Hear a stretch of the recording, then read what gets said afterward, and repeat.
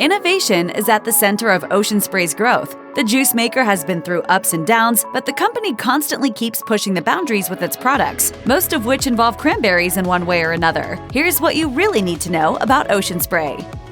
It isn't hard to buy a can of jellied cranberry sauce or dried cranberries in the peak of summer. Even though cranberries are harvested only between mid-September and mid-November in North America, this is thanks to advancements in science and a man named Marcus L. Uran, who convinced other independent cranberry growers, namely John C. Makepeace and Elizabeth F. Lee, to join him and form a cooperative. Uran became a full-time cranberry grower, bought a bog in Massachusetts, set up cooking facilities, and came up with the first canned cranberry sauce. Thus, Ocean Spray was born. Ocean Spray is an agricultural cooperative. We are owned by our grower owners.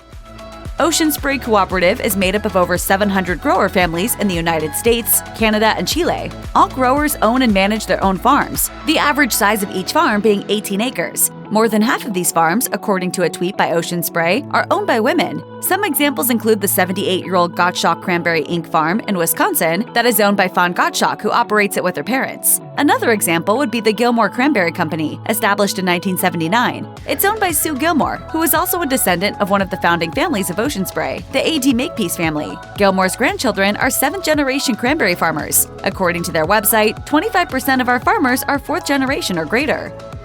One would imagine that a cooperative, which is formed by cranberry growers, would have first launched fresh cranberries as their main product, but that's not the case. It took Ocean Spray 16 years to introduce fresh cranberries as one of the products that they sold. Their first product was canned cranberry sauce, which to this day remains a popular Thanksgiving side dish. A year after their launch in 1931, they noted a growing interest in orange juice, so they entered the beverage market with cranberry juice cocktail. According to a report, it was marketed as a pleasant, smooth drink with delicious flavor, ensure relief from faintness, exhaustion, and thirst. A glass when retiring promotes sleep and a clean mouth in the morning, even to the smoker. Until the 1960s, Ocean Spray's most popular products remained their canned sauce and fresh berries. The juice cocktail saw only limited distribution, which is why they put their creative caps back on and came up with the first juice blend in the world, cranberry apple juice, or cran-apple as Ocean Spray titled it. What followed was another hit combination, cranberry and grape, or cran-grape. Another 3 decades would pass before Craisins were introduced as a baking ingredient in the 1980s.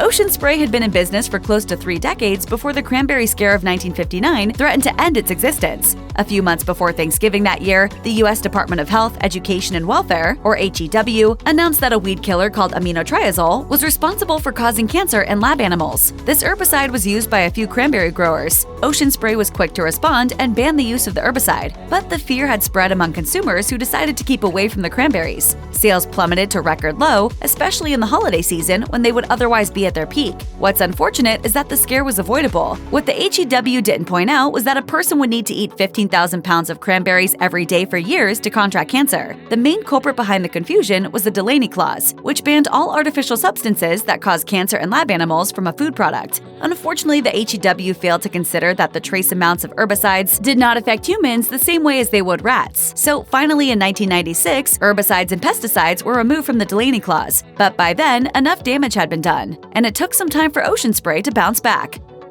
Ocean Spray has been championing the cause of health since the 1980s. This was when they collaborated with the Women's Sports Foundation to spread awareness about adopting healthy lifestyles. In 1994, what also helped Ocean Spray brand their product as good for health was a Harvard medical research study that showed that cranberries help keep urinary tract infections at bay. Ocean Spray used this study to fuel their initiative Cran Health, as part of which they sold low-calorie juice drinks with sucralose instead of sugar. Cranberries, which are packed with vitamins, minerals, fiber, and antioxidants, had risen to superfood status, and Ocean Spray milked this new glory by introducing a line of beverages that focused on health. In 2008, they launched Cran Energy, a drink that combined real fruit juices mixed with green tea. Less than a decade later, they came up with packed cranberry extract water, which used the nutritional extracts from cranberries that, when consumed, help flush harmful bacteria out of the body. Soon after, they introduced Cranberry Plus Health, which, according to Ocean Spray's website, has the quote, highest concentration of cranberry compounds available among Ocean Spray juice products. The report quotes a study published in the American Journal of Clinical Nutrition that says, drinking 1 8-ounce glass of cranberry juice per day can lower the number of recurrent symptomatic UTIs in women.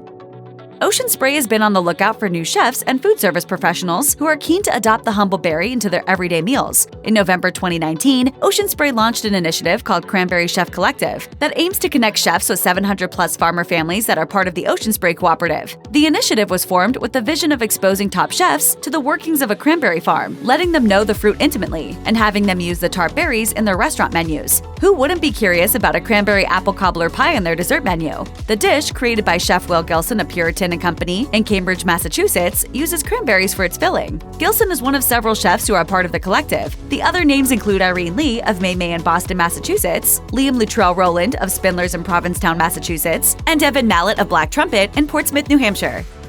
Thanks to Nathan Apodaca, a warehouse worker from Idaho, Ocean Spray found its name trending on social media. On September 25, 2020, Apodaca posted a video of himself longboarding to work after his 2005 Dodge Durango broke down in the middle of the road. The video, which garnered over 60 million views on TikTok, changed Apodaca's life forever. Now he is a social media celebrity with an agent. The impact, however, went beyond him. The Fleetwood Mac song, which was released back in 1977, climbed back to Billboard's Top 100 list, and Ocean Spray got a sweet publicity boost. Ocean Spray's chief executive, Tom Hayes, told Yahoo Finance, "We have about 15 billion media impressions now." He added, Retailers are telling us, though, there is some, additional draw off the shelf, particularly with cran raspberry.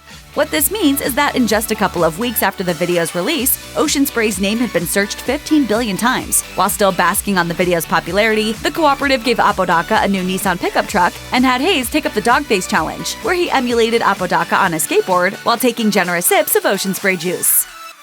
Ocean Spray's cranberries are 100% sustainably grown. What this means is that the farmers who are part of the Ocean Spray team grow their cranberries in a way that, according to a report, protects and improves the natural environment, the social and economic conditions of farmers and their communities, and safeguards the health and welfare of all farm species. A large amount of water is used to harvest the cranberries, as it's much easier to get the cranberries off their vines when they are floating on the surface. All the water, however, is reused in other parts of the farms as soon as the harvesting is done. In order to limit the amount of water that is sourced out of a natural water system, farmers share the same water between their farms. They use soil moisture probes to ensure that they don't use more water than they need. According to the website, for every 1 acre of growing cranberries, Ocean Spray farmers manage an average of 5.4 acres of supporting lands and wetlands. Moreover, the cooperative is also working with National Geographic to encourage regenerative farming practices. According to Regeneration International, this involves reversing climate change by rebuilding soil organic matter and restoring degraded soil biodiversity, resulting in both carbon drawdown and improving the water cycle.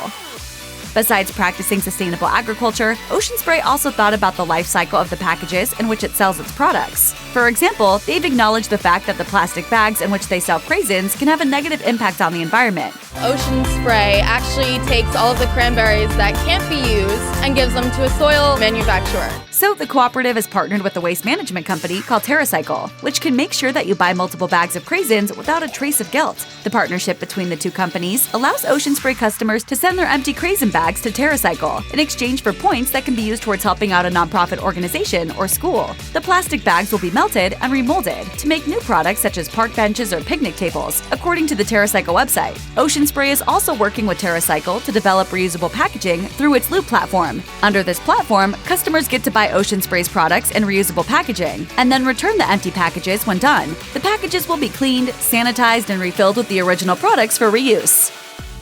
In October 2019, Ocean Spray launched an innovation incubator program called Lighthouse. The program's aim was to create an entrepreneurial attitude inside the company. Within a year of its launch, the initiative gave birth to 5 new brands. The first to launch was Atoka, a line of wellness drinks that include, quote, tea tonics, oat milk elixirs, and herbal shots. Some of the blends include a mix of cranberry, guayusa, ginseng, and ginger. Another is a mix of cranberry, linden flower, lemongrass, orange peel, and ginger mix, among others. Besides Atoka, the incubator program has been successful in thinking of so-called out-of-bog ideas when it comes to using the nutritional value of cranberries other than in juice and sauce. So they came up with a cranberry-based gummy under a new brand called Dabbly. These gummies are meant to act like sunscreens, except you simply pop one into your mouth. The team at Lighthouse also stormed up the idea of a CBD beverage that goes by the brand name Carry On, and Tally Ho, another brand that focuses on the oral and emotional health of pets. Unfortunately, in December 2020, Tally Ho closed up shop.